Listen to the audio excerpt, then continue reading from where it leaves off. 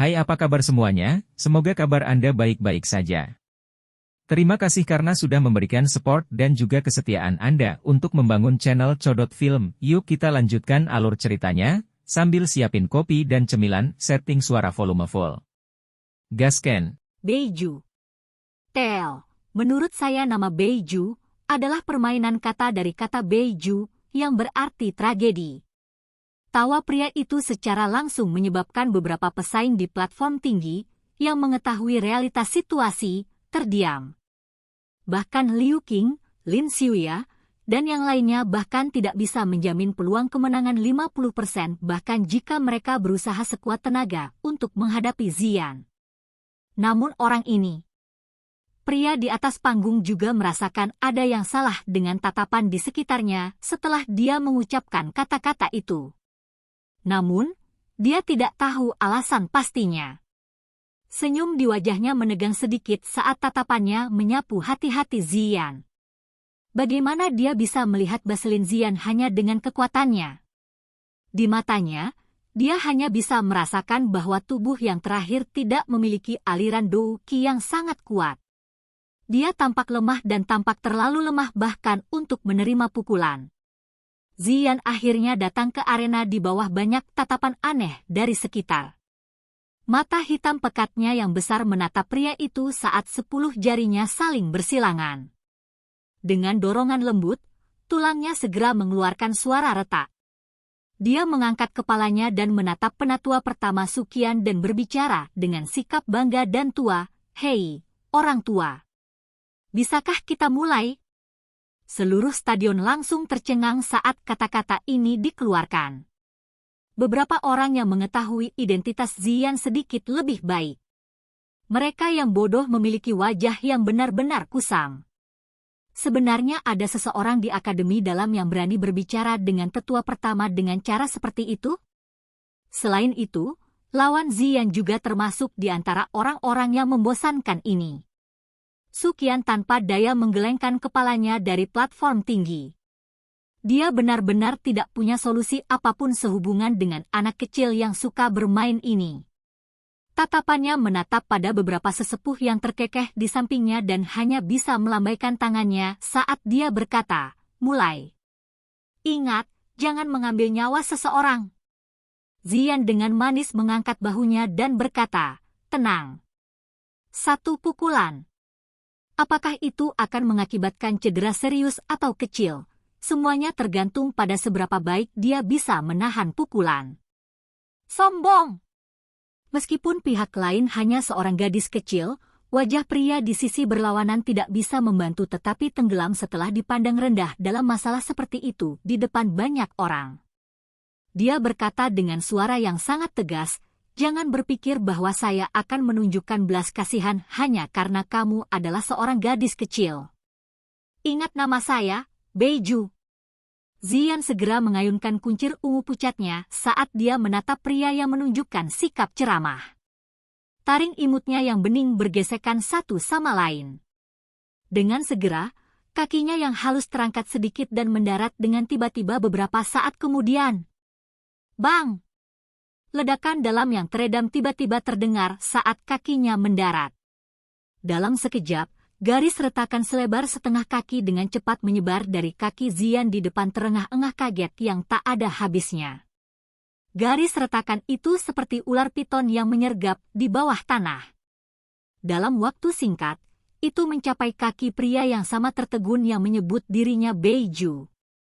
Garis retakan memanjang, dan kekuatan tak terlihat ditembakkan. Akhirnya, benda itu membentur kedua kaki pria itu. Beiju juga tampak merasakan sesuatu saat garis retakan telah mencapai kakinya.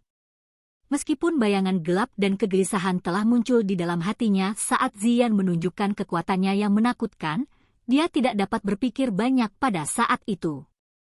Dengan teriakan keras, Dou Qi yang kuat segera meletus dengan keras dari tubuhnya, membentuk armor Dou Qi putih abu-abu di permukaan tubuhnya sesaat kemudian. Armor Dou Qi Beiju diaglomerasi dengan sangat cepat. Jelas, dia juga memiliki kekuatan yang cukup besar untuk bisa mencapai langkah ini. Namun, Jika sesuatu harus disalahkan, dia hanya bisa menyalahkan nasib buruknya saat bertemu Ziyan, yang bahkan Liu Qing, Lin Xiuya, dan yang lainnya menghindari dengan cara apapun. Dengan kekuatan Ziyan yang sebanding dengan Dowang, bahkan satu serangan saja memiliki kekuatan yang tidak bisa diremehkan. Oleh karena itu, meskipun tubuh Beiju memiliki armor Do Qi yang melindunginya, armor Do Qi yang tampak tangguh itu pada dasarnya benar-benar hancur berantakan dengan kecepatan yang layu saat keduanya bersentuhan. Selain itu, baju besinya benar-benar retak dalam waktu yang sangat singkat. Kekuatan ganas itu tanpa ampun menembus armor Do Qi dan bertabrakan di tempat di antara kaki Beiju. Karena itu, jeritan tajam yang merobek paru-parunya terdengar di stadion. Ah!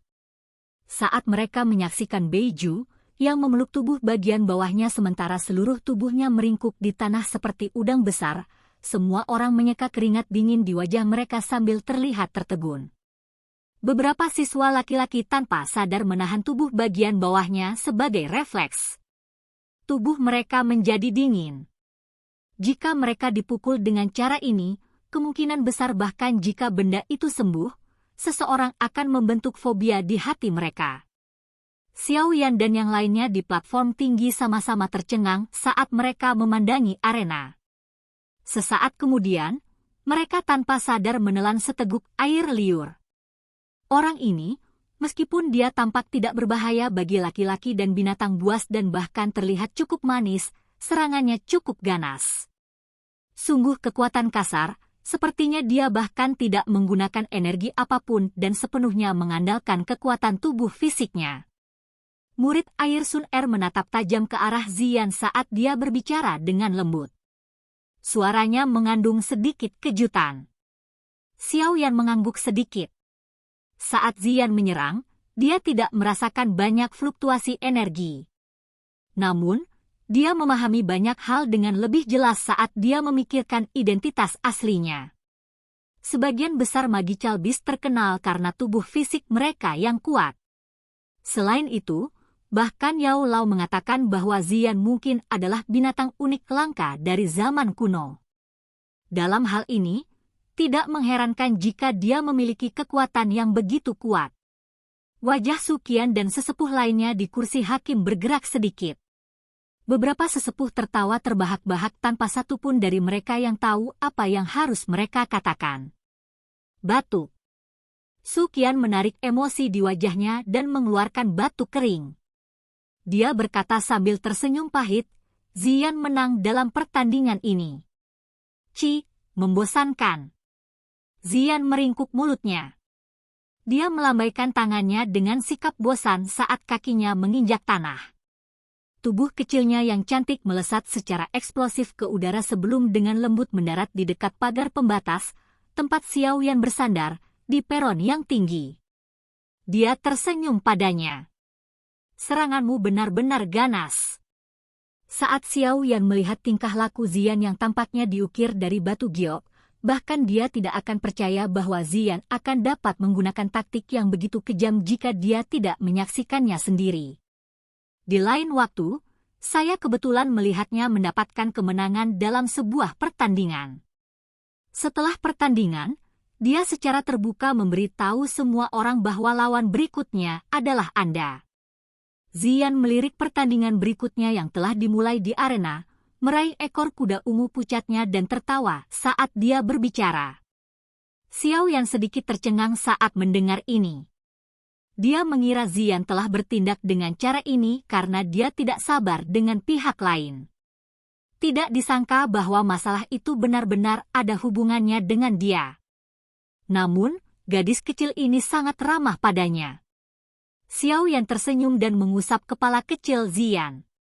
Dia berbicara dengan tawa lembut, saya bisa menyelesaikan masalah seperti ini. Anda tidak perlu peduli tentang mereka. Jika saya tidak membantu Anda pasti tidak akan membantu saya memperbaiki Danwans di masa depan. Ziyan dengan tidak senang menggelengkan kepalanya dan mendengus. Sebagai Magical Beast, dia tidak memiliki plot licik sebanyak manusia. Dia terus dengan polos berpikir bahwa hanya dengan membuat Xiao Yan benar-benar berutang budi padanya, dia akan terus membantunya memperbaiki Danwans. Sekarang Anda berhutang budi kepada saya karena saya telah membantu Anda mengajari orang itu pelajaran. Saya akan mengingat ini. Ziyan bergumam. Baiklah. Anggap saja aku berhutang budi padamu. Xiao Yan menggelengkan kepalanya, merasa tidak bisa tertawa atau menangis. Dia menarik ekor kuda Ziyan dan menatap wajah imutnya yang menunjukkan senyum bahagia dalam sekejap mata.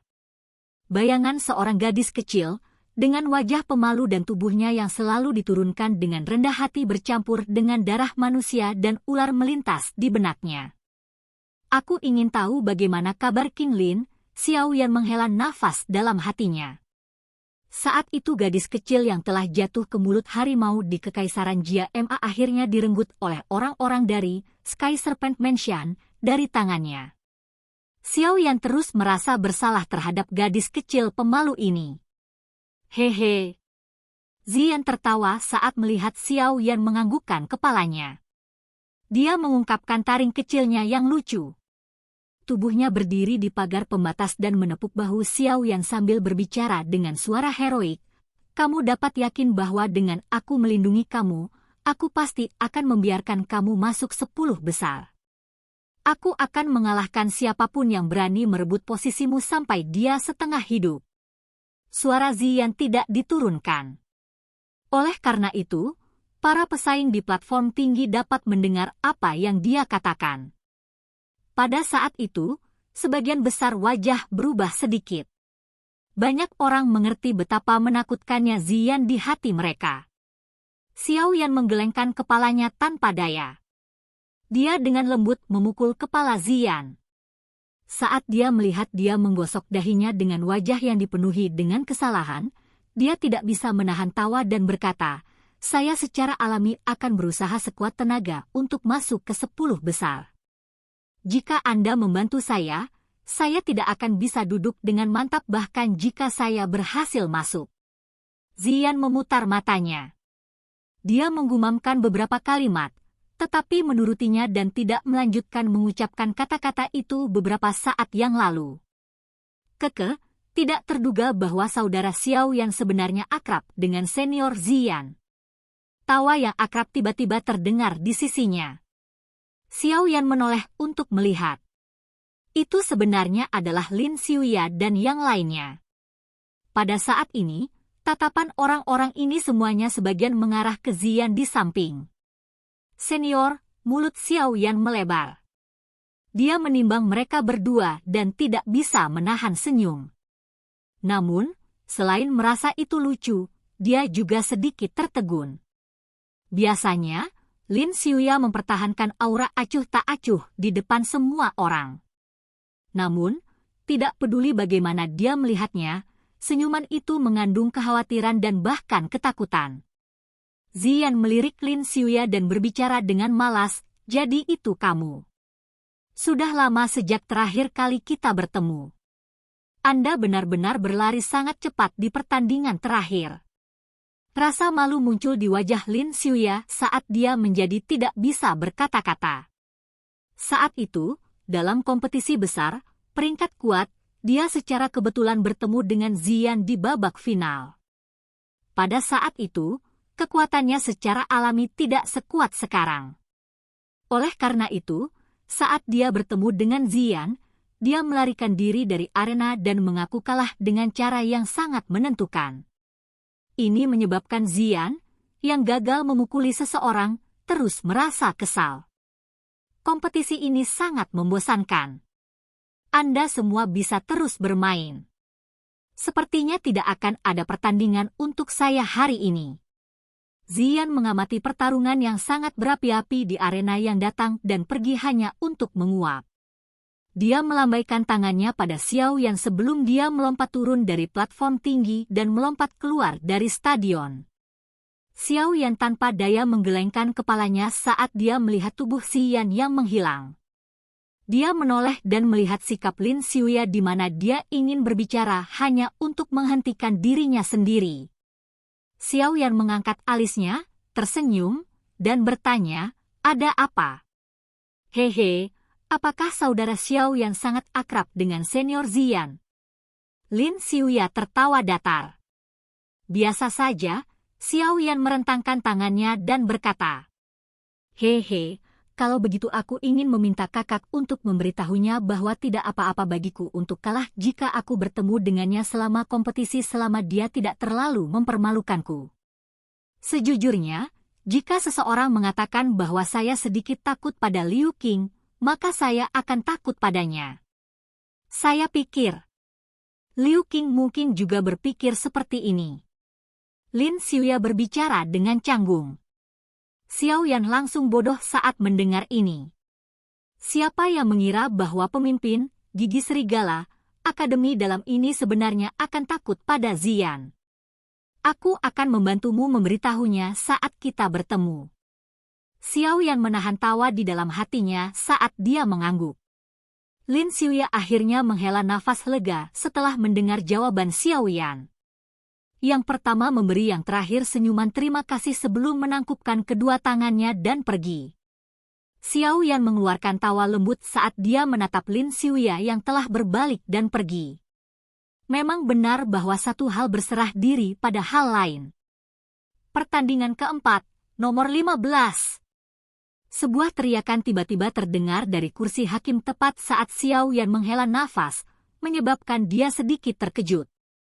Dia segera mengangkat kepalanya, hanya untuk melihat tatapan Suqian yang tersenyum tipis ditembak ke arahnya. Apakah akhirnya giliranku?